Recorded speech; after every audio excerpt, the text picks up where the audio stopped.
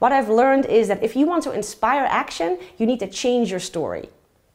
You need to change the story you're telling your audience, but you also need to change the story telling yourself.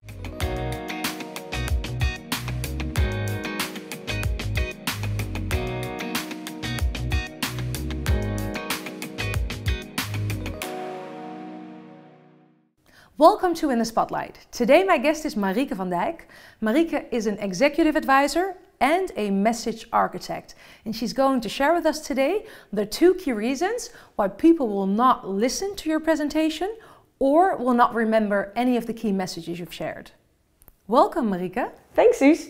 Yeah, lovely to have you here. You are both an executive advisor and a message architect. What is it you do exactly? I help people find, tell, and sell their stories.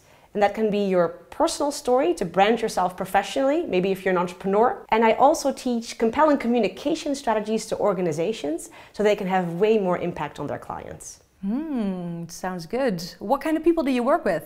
On the one hand, I work with individuals, professionals, and entrepreneurs who really have something at stake with their presentations. So that can be if you need to get funding for a proposal from your executive team, but it can also be that you have a dream to be on that TEDx stage.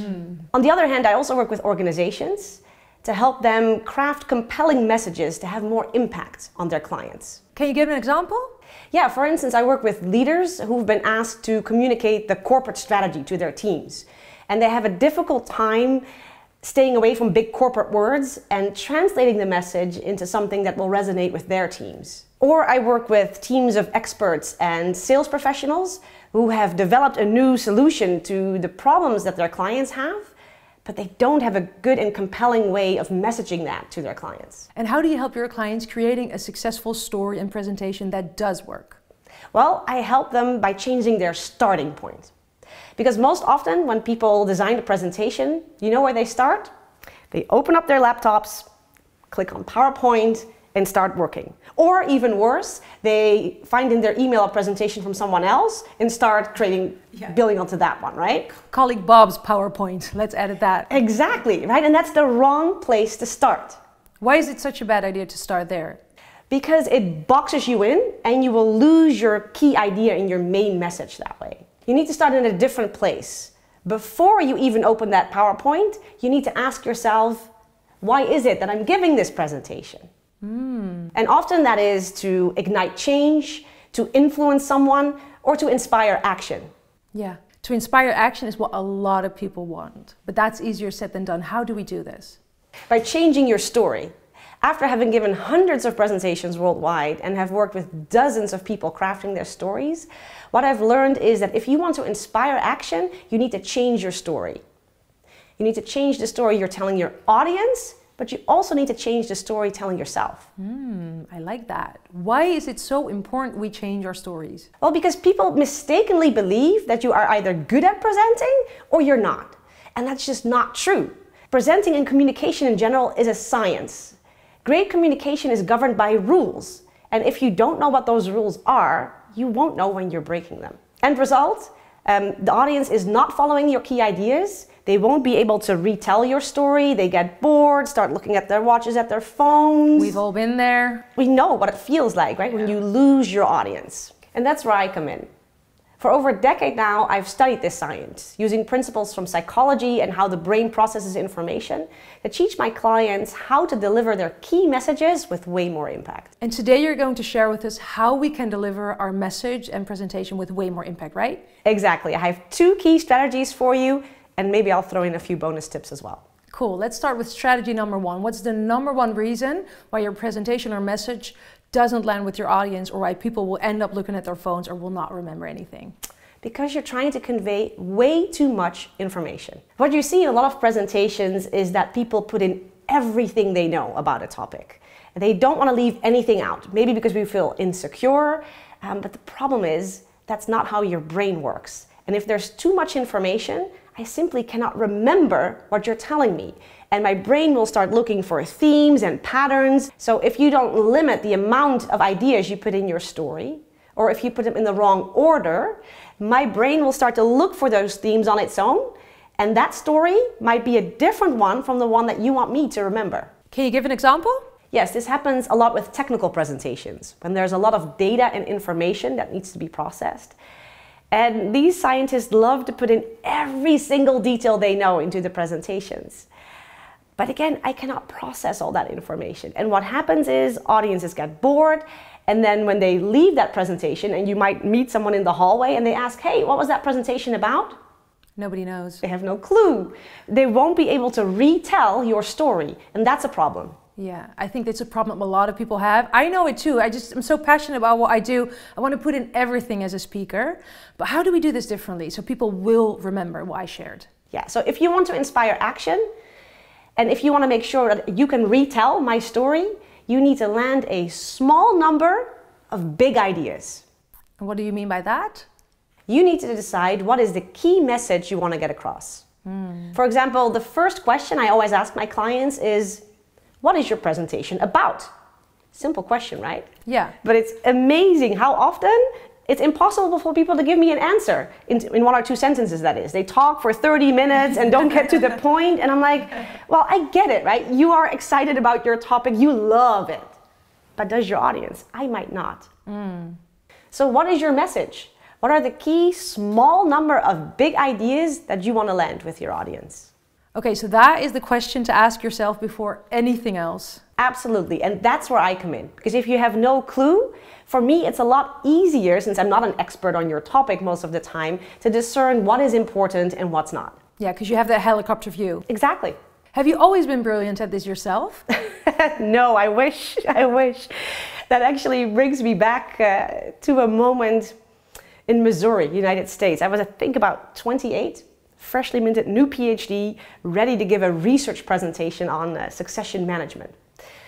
Big company, on the stage, huge screens behind me, 80 people in the audience, and I was excited because the company had participated in the original research study that I was about to present on. So I thought, well, how cool is this? I not only have the key insights to succession management, but I can compare and contrast that with their own data from this organization. Yeah. Ready to go. So I start sharing that information, and I get to the point where I start drawing parallels and comparing and contrasting, and I see the key leaders, I see their faces drop. And I'm like, oh my gosh, what's going on? Yeah. First, they get really confused. I think they don't understand what I'm saying. Then they get mad, and they get very testy with me. And I'm like, oh, what is going on? What am I doing wrong? Well, come to find out later that I had steered away from the original goal of the presentation. They had asked me to come in to give the 10 key insights on succession management, not to also share that they were not very good at them yet, because that's what the research said. The inside info you shared. Yeah, and I thought, how cool as a researcher, right? Wouldn't everybody want to know this? Come to find out, no, not everybody wants to know that. So I guess, yeah, what I'd done, I'd made myself the hero. And that's kind of bringing me to the second key point. Which is? What's the second key takeaway? You are not the hero. Your audience is the hero.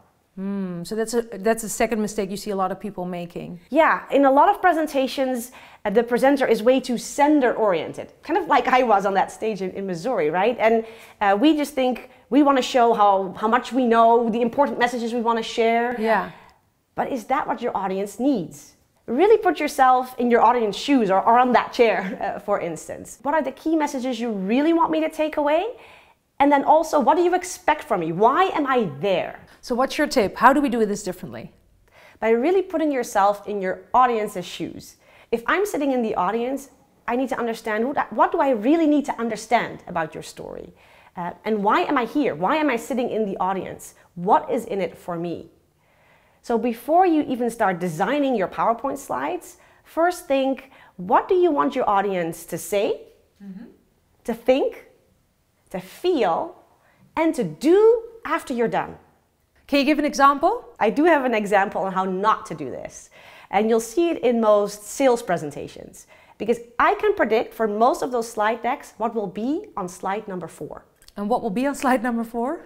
A picture of your corporate headquarters, and it's usually followed by a slide with the pictures of your executive team.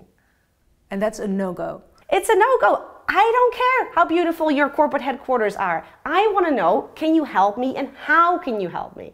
Cool. So that's very clear. Key takeaway number 2, make your audience the hero instead of yourself. Yeah, because why should I listen to you? You are giving me a generic sales pitch here, and I can tell this is just a general story. You have not done your homework. You have not really looked, what do I need? So do your homework. Make your audience the hero.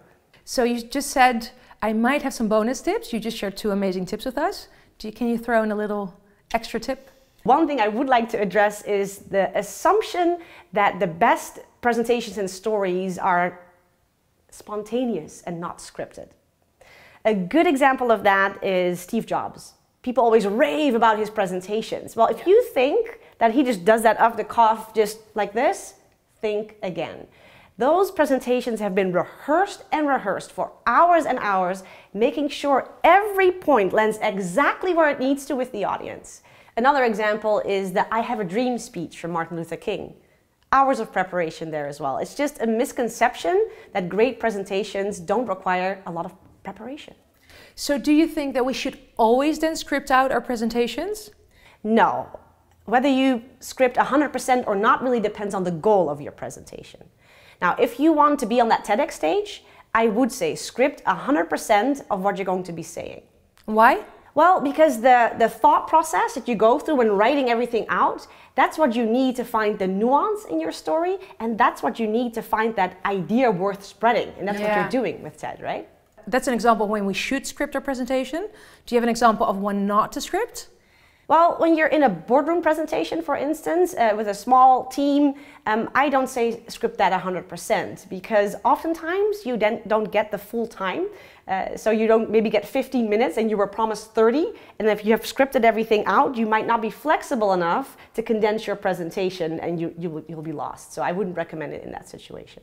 So to script or not to script your presentation depends on your goal. I really like your bonus tip. Do you have another bonus tip to leave us off with? Well, it's related to that. So even if you don't script your presentation 100%, we have something, and you mostly see this when you work with PowerPoint presentations a lot, but this is also something that everybody who presents should be thinking about, and we call it the next slide problem.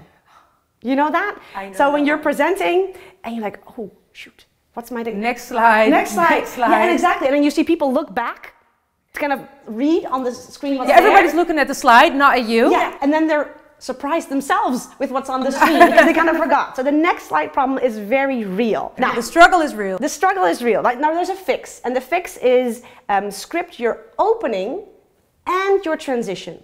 The transition between the slides. Between the slide and the next slide, or between one story element and the next. So what I do on my handout that I have, I write an O for opening, and I write the exact first sentence that I'm going to say. Yeah. Then I have bullet points, then I have a T for transition, and I write exactly how I'm going to get myself from this slide to the next. And you can do that, for instance, by saying, well, as you'll see on the next slide, what I'm going to be talking about is blah, blah, blah, blah, blah. Or, contrary to what we thought we would find, what we actually found is blah, blah, blah, blah, blah. So you land that big idea before you actually go to the next slide. I love this. So the next slide problem doesn't need to exist anymore. No. Thank you for these very concrete, great tips that people can apply instantly. I think your audience will be grateful. I'm curious, how can people work with you? So I help you find, tell, and sell your story. I guess my story is to help you tell your story. And there's 3 ways you can work with me and my team. If you have sales teams or teams with technical experts who have a difficult time getting their point across and you want to get more sales, me and my team will teach you how. So what's the second way we can work with you? Now, another way is, again, if you have that presentation to give, that presentation where something is really big is at stake, that funding proposal, or maybe that TEDx presentation that you were longing for, I will work with you to craft a compelling message, to architect that story, design the presentation with you so you can deliver it in a way that has a lot of impact. And finally, what's the third way we can work with you? If you're an entrepreneur and you want a unique way to communicate to your customers who you are, what you do, and why you do what you do, we do that through creating a personal magazine for your professional branding. I've seen them. I think they're super cool. Thank you. Yeah, me and my sister, we created this product, and it's really an honor for me to work with people in this way and to help them find and share their stories and work with their clients in that way. Finally, where can we find you? My company Kairos is located in the Netherlands, but we work with clients globally. And you can find more information at our website, kairos-consultancy.com. And if you're intrigued by my story and you're ready to tell your story, I really hope that you'll contact me, because I would like to understand how I can help you powerfully land that small number of big ideas. Beautiful. Thank you so much, Marieke. Thanks, Suze.